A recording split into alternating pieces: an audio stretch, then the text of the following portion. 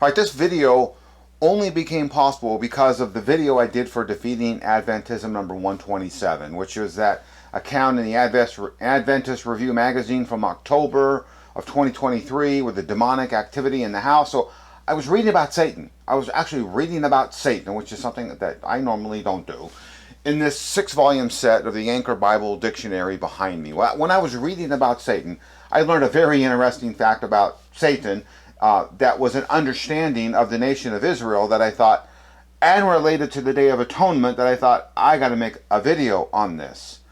So before doing that, I want to address the common Adventist belief that their investigative judgment in antitype is a model after the type of atonement that we see in Leviticus 16.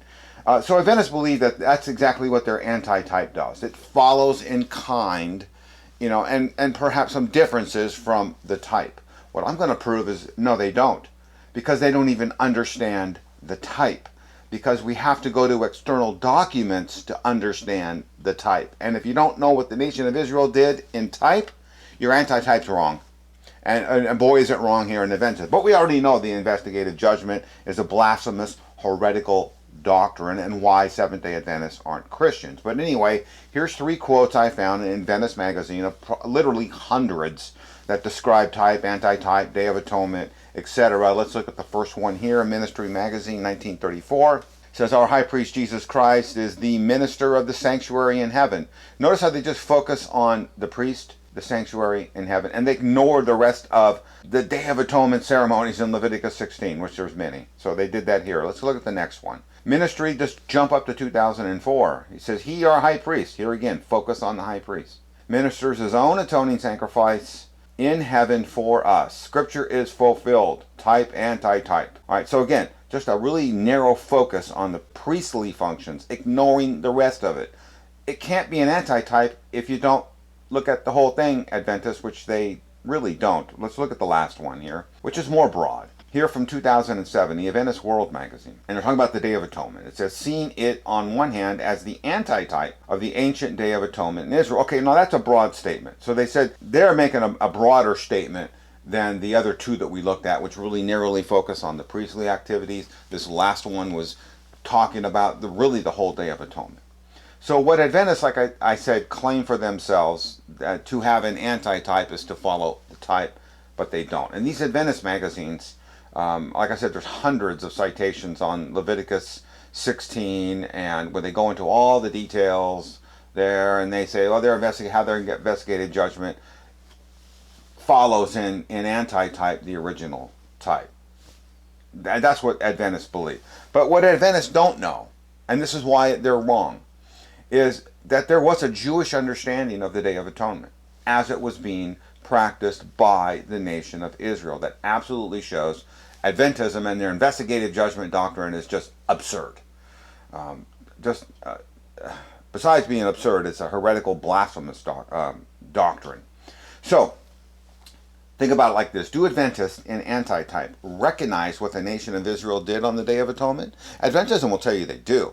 I'm going to show you they don't. Because I'm going to show you how the nation of Israel looked at the Day of Atonement from their source document. And to there, we go to the Talmud. And this is what I learned when I was reading about Satan, was this very Talmud quote here. And it says this. It says, Satan, you see the red underline, on Yom Kippur, on the Day of Atonement. So Satan has no license to prosecute. In other words, leave us alone. Satan leaves us alone on the Day of Atonement. He doesn't have authority to do that. Look at the next set of red lines. And then they go, the numerical value of the letters that constitute the word Ha-Satan is 364. Well, what they mean by that is this. 364 days of the solar year, which is, 364 days, Satan has license to prosecute. Satan has license to trouble people on 364 days of the year. But it says on the remaining day, the 365th day, the Day of Atonement, Yom Kippur, he has no license to prosecute. And why? Because what did the nation of Israel believe? Since this day is exalted above all others, there is no room for Satan to prosecute. So the Talmud states, and we're going to talk more about the Talmud, that the nation of Israel claims that Satan can bug them and trouble them for 364 days a year, but not on the 365th day of the year. Think about that for a minute, Adventist. And wait, Adventists, don't you say we are now living in the anti-typical Day of Atonement since 1844? You know what this means? We are in the Jewish understanding, which you claim to follow, in the Jewish understanding of the Day of Atonement, the 365th day, Satan has no ability to prosecute. Well, that means in the Jewish understanding of the Day of Atonement, which you claim to follow, there's been no Satan since 1844. We are living in the Day of Atonement. We are living in the Yom Kippur day now, and have been since 1844 according to Adventist theology. So see, if you're following in antitype, the type, and you have to do it because you understand the Jewish observance of it, then you have to say there's no Satan. Or you're just going to have to admit you're inventing your own understanding of it, which is what Adventists like to do. So, what Adventists don't know, or if they do know, they hide it. The Talmud that you just saw was largely put in writing in the 2nd century. Okay? So, but that does not mean it was created in the 2nd century. Jewish scholars recognize what the Talmud is. Here's what the Talmud is. The Talmud was actually oral teachings from Moses at Sinai given to the rabbis, who finally in the year 200 decided we got to put this down in writing. So the Talmud was as a book created in the 2nd century, but as its teachings, it goes back to the foot of Sinai. And what you just read are, according to Jewish scholars, an understanding that goes back to Sinai and passed down. So Jewish scholars recognize that the Pentateuch doesn't explain every single detail for the nation of Israel to follow. For example, what if one of the goats died in the Day of Atonement ceremony, or got sick, or got away, or whatever? You're missing a goat. What if one of the priests got sick, or died, or passed? There's all these things in the Talmud and other Jewish traditional teachings that have passed down from the rabbis that now are undocumented to show us how they celebrated and contingencies they had for the Day of Atonement, the Passover, the Sabbath, etc. So, what's the biblical basis? Did the nation of Israel just make it up and say, oh, we got to write down these other writings because we just have to? No, they appeal to the book of Deuteronomy. They say, God told us to do this. So see, now there's a link between what you just read in the Talmud and what the Jewish, the nation of Israel, believes in the Talmud, and the instructions. There's a link to it in the Bible, which they were told to do. Look with me here at Deuteronomy 17, really 8 through 13. And these are instructions. You can look at the top. It says legal decisions by priests and judges. Verse 19, and you shall come to the Levitical priest and to the judge. I want you to know, look who this tribunal is. It's Levitical priest, plural, and a judge. Levitical priests are going to judge matters of God's law. Judges are going to judge everything else on the outside. So when there's a question or a dispute, etc., then verse 10 says, you shall do according to what they declare. So in other words, you're going to bring it to the priest and the judge. They're going to make a ruling. You look at verse 10, then you shall do according to what they declare to you from that place that the Lord will choose. Verse 11, and it says, according to the instructions they give you, according to the decisions which they pronounce to you. Deuteronomy 17, when an issue is coming up before them, an issue of God's law or an issue of outside God's law, whatever they say, it's recorded and written and put in writing. So the Adventist, and that's the Jewish source for the Talmud. They say we have the Talmud and we have these other documents recording Jewish law because God told us to do that. God told us to follow the Levitical priest and the judges and follow what they said. So the Adventist antitype, let me just say, well, first of all, would not be recognized by any Christian scholar today as an antitype of the type in Leviticus 16. And the one key point is Jesus as a high priest in Levitical garb is enough for any Christian to say, I don't know what these Adventists are doing, but their investigative judgment is wrong because Jesus is not a Levitical priest. So nobody recognizes this Seventh-day Adventist antitype, which they like to claim as theirs. But the Adventist antitype falls apart even more. If the investigative judgment is the antitype of the Day of Atonement, then why do why Adventists always stop at, they look at the priest, the priestly functions, and they just stop at a very narrow section of Leviticus 16. They seldom, if ever, consider, hey, the Day of Atonement is like 31 verses in chapter 16 of Leviticus, but you only focus on a narrow section and only focus on the atonement. And, you know, Adventism is like, it's a smorgasbord religion. We're going to look at these verses and we're going to make a big deal about those, but, you know, all these over here, we're just going to ignore those. But yet we're going to say we follow them, or we follow them in antitype, but you don't. And so we're going to look at one of them here. Look at Leviticus 16:31. It says, "It's a Sabbath, solemn rest to you, and you shall afflict yourselves." Okay. What are the detailed instructions defining this affliction? What kind or types? Is it one type? Is it many types of affliction when it says you shall afflict yourself? How is this to be carried out? The Bible doesn't tell us how this affliction is to be carried out. Remember what the Bible said about the instructions given by God to the nation of Israel? If you have a matter of dispute in Deuteronomy 17, go to the priest and the judge. Look at it here again. You shall come to the Levitical priest. In this case, we have a issue of God's law. What does God mean by affliction? Okay, so what I have here is 2 volumes of a 5-volume set that I have. This is a fantastic set. This set here, I'm going to show you the preface. The preface is the same in all 5 volumes, which is something I noticed. The preface here is going to tell us what is here is the Jewish laws, Jewish teachings that have been orally passed down, as I said earlier, orally passed down from Moses at Sinai to the nation of Israel. All these teachings were documented and written down into documents. Here they are. You can't understand the type if you don't go to the source documents.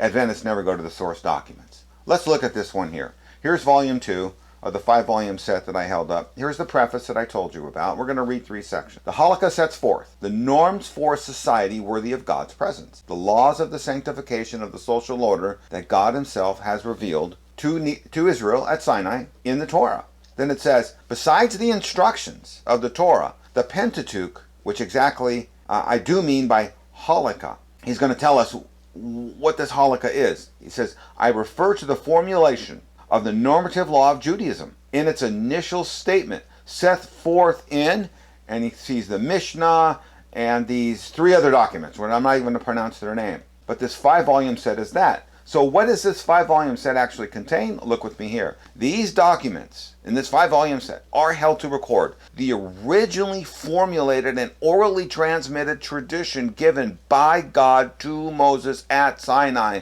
And they're written out part, not all, but part in the Torah. We need this Jewish law here, as we saw in Deuteronomy 17, to understand the type and what happened. So the question is, Adventists, in your antitypical Day of Atonement, are you really practicing? Do you even understand the type so you can say it's an antitype? You know what the question is?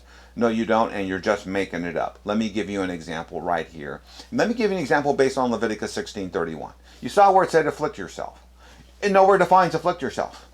But you know where it does define afflict yourself? It defines it. We're going to start here by looking at the Mishnah. By the way, this is a really good Mishnah. I was told there's a Jewish scholar, not a Christian, a very who doesn't recognize Messiah, but a very smart, knowledgeable Jewish scholar that I have the ability to talk to. And I asked him, there's lots of Mishnahs, lots of translations of it. I said, what is a really good Mishnah? What is an accurate one for me to understand? And he said, get this one by Herbert Danby. I said, okay. And this is the Mishnah that I use all the time. So back to Leviticus 16:31, where the Bible doesn't tell the nation of Israel how to afflict themselves. So Adventists, if you're going to be practicing the antitype, you got to understand the type. And the type and the Pentateuch doesn't tell us what afflict yourself means. Remember what I said we have here. We've got all Jewish laws passed down from Moses at Sinai, and now they're written. Let's look at what afflict yourself means. And we're going to go here to book 4, the volume 4. I just held up volume 2. Now look here, M is for Mishnah. What's the Mishnah says? It says, on the Day of Atonement, it's forbidden to what? Eat, drink, bathe, put on any sort of sandal, engage in sexual relations, and then it goes on to the next page, and even goes on to the page after that. And you can see in the other documents, which you saw referenced in the preface, are these other documents which are defining Leviticus 16:31 for us. What does afflict yourself mean? Don't eat, don't drink, don't bathe, don't put on sandals, don't put on felt shoes, don't have sexual relations, don't do all these kinds of things. Now wait a second, Adventist. If you say you understand the type and you are celebrating an antitype, what the type is, has any Adventist, and this is the antitypical Day of Atonement since 1844, so any Adventist who has ate, drank, bathed, put on shoes, is not recognizing the type. You can't understand it. It just points out the absolute absurdity of the Adventist claim that their antitype follows the type. They don't even know what the type is. And they don't understand because they don't even understand what I just held up here. So let's see how Adventists define Leviticus 16:31. I did a search for it. I didn't find a whole lot of documents where it was the affliction was defined. You saw how it's defined in the Jewish literature from Moses at Sinai. So is that how Adventists define it? I'll just give you the answer now. No. Let's see how they define it. Let's start here with this one. On the antitypical Day of Atonement, right? And it says in the green text, you can see this was more than fasting. Well, no, it wasn't, I guess, in a way. And here's what Adventists do. They say, well, it's soul-searching, it's review of one's progress of holy living, it's seeking God, confession of sin, making amends, neglected duties, squaring accounts, God and men, redeeming time. You saw none of that in the teachings that go back to Sinai. So now we're going to look at this magazine here, which you saw earlier. You saw the red text. So we're going to look at the blue text. It says, afflict our souls, realizing the solemn times in which we live. That's not a teaching from God to Moses at Sinai. That's what Adventists are making up. The last one here is my favorite. Look at the blue text. Afflict yourself means what? Oh, don't be prideful, and no display of jewelry. Adventists don't follow an antitype, what the type actually did. They've created their own. You just saw it in 3 magazines. Don't wear jewelry. Oh, we live in such a bad time. That's how we afflict ourselves. That's not the type in the nation of Israel. So we have it in documented Jewish sources. That one, you saw in the Talmud, that Satan has no power on Yom Kippur, the Day of Atonement. And you also saw in the document here that on the Day of Atonement, there's no eating, there's no drinking, there's no bathing, there's no sexual relations, you can't wear certain kinds of shoes, etc. And these are the authoritative documents documenting the type. And Adventists and antitype make up their own antitypes. And that's just, what Adventist does. So the Adventist, because of that, the Adventist antitype, it's a counterfeit of the type. Because they don't even understand what the type is. What they've done is they just made it up. I've showed you external sources. This is how the nation of Israel believed what Yom Kippur, the Day of Atonement, was. And this is how they practiced affliction. And Adventists don't get it. Investigative Judgment doctrine is fake, false, heretical, blasphemous. All right. Another Jewish source document that actually made its way into the New Testament. Jewish source document on the Passover meal. The Bible doesn't tell us what is the Passover meal. What do you make? How do you prepare it? What do you drink? Etc. So these very same authoritative Jewish writings going back to Moses at Sinai are going to tell us. Let's look here. Here's now volume 4 of the same book that I just held up. And you can see here, so the Passover Seder, the Passover meal. I'm just going to focus on the wine part. Look at this. When you have Passover, there's going to be 4 cups of wine. And there's detailed instructions on here's how you prepare the first cup, the second cup. Let's go to the next page. And they mix the third cup for him, and he says a blessing. And then you got instructions here. Between these several cups of wine, if he wants to drink more wine, he may do so. See, this is an instruction that's nowhere contained in the Bible. But as they have the 4 cups, and they have the instruction, then they have additional instructions to say, if you want to drink more wine between them, you can do so, but between the third and the fourth cup, can't do it. So the bottom line is, in Passover, the instructions by the nation of Israel on what they actually did, we have it here in these external documents. It's during that very meal that we see these instructions and documents carried out in the New Testament by Christ as he engages in the Passover with his disciples and then institute the Lord's Supper. So let's look at the Lord's Supper. There's the Passover in Matthew 26, 17 to 25. In the middle of this Passover, or I can say near the end of it, now as you can look at verse 26, now as they were eating the Passover, this is when Jesus took the bread, blessed it, broke it, gave it to the disciples and said, take this, eat as my body. And he took a cup. He took a cup from the Passover, which was wine. Besides the Holocaust. See, that account doesn't tell us it was wine, does it? It says he took a cup, and we know the cup came from the Passover. So besides the Holocaust, which actually tells us it's wine, how else do we know it's wine?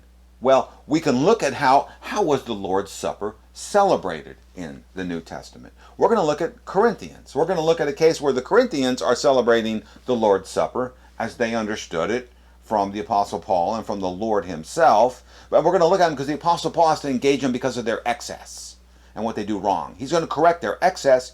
He's not going to correct the elements that they use for the Lord's Supper. Look with me here. And it's Apostle Paul in 2 Corinthians 11 says, when you come together, it's not the Lord's Supper that you eat. He's chiding them there. They are coming, what they think is the Lord's Supper, but because they so abuse how they're doing it, he says, you're not really doing it. Because then in verse 21 he says, for in eating, each one goes ahead with his own meal. They don't eat together. One goes hungry, another gets drunk. That's the wine that Christ instituted in the Lord's Supper. Then the Apostle Paul went on to talk about the Lord's Supper. By the way, look here, we have the Corinthians observing the Lord's Supper, communion.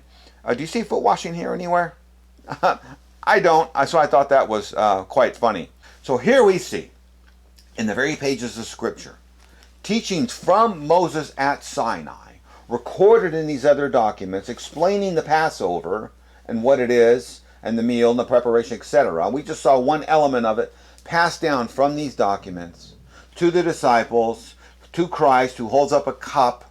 We know that the cup was wine. By the way, wine in the New Testament means wine, strong drink. I've done this before in other videos. Wine was a drink in the Passover.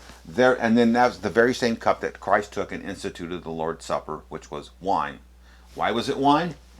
Because it was Jewish teachings passed down from Moses at Sinai. Period. Well, time for review. The SDA claim that the antitype of Leviticus 16, is actually a fabrication. What we see there is not an antitype, it's a fabrication of 1800 Seventh-day Adventism.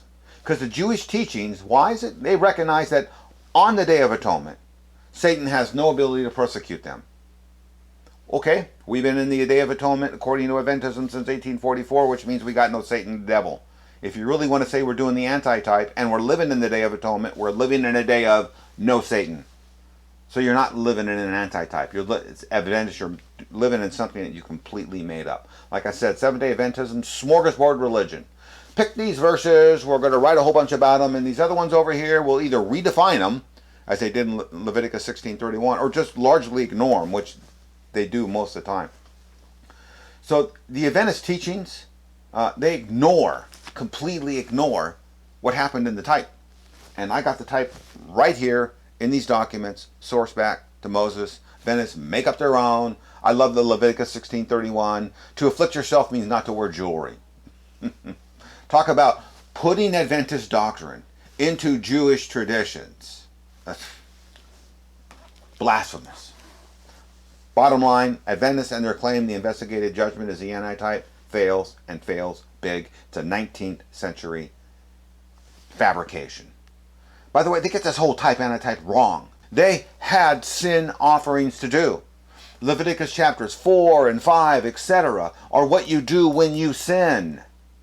So Adventists in their thinking about their getting their forgiveness of sins in the Day of Atonement. Well, that was one day a year. Nobody sinned one day a year. So a true antitype would recognize the sacrificial offerings that each individual person from the nation of Israel made when they sinned. And Adventists completely ignore that. That's not in their antitype model. But yet that was what God said for forgiveness of sin. So Adventism just completely gets it wrong, doesn't recognize the sacrificial system as an antitype of Christ actually being the ultimate sacrifice. And they all focus on the Day of Atonement and this fake Levitical high priest, investigative judgment Jesus, who didn't really die on the cross for your sins and is forgiving them right now in a sanctuary in heaven, and has been doing this since 1844. By the way, there's no Satan now, too, right? If you're truly practicing the type. So, investigative judgment, false doctrine. Adventists, get out of this false religion.